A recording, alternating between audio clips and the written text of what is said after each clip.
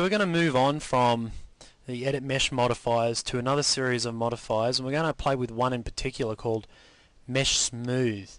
Again, this particular modifier is used a lot in a modeling technique called mesh modeling. So let's just have a quick look at it. So it's under Subdivide Surface, and we simply apply the modifier to an editable mesh, and then we turn up the iterations, and as you can see, it's taking our object and smoothing it out into any particular into a particular shape. Now that shape can be controlled through the base object. So if I were to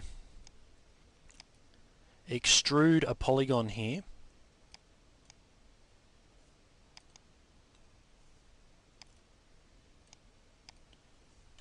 so I'm just extruding this polygon off,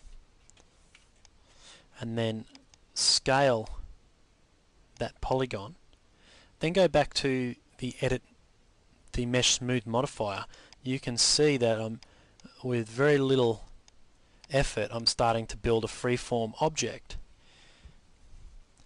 Now there isn't much to the MeshSmooth modifier, basically the type of smoothing that we're doing,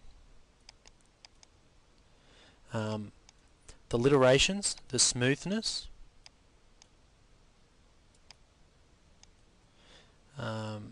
render values are exactly the same as literations, except that we can have an on-screen version and a rendered version.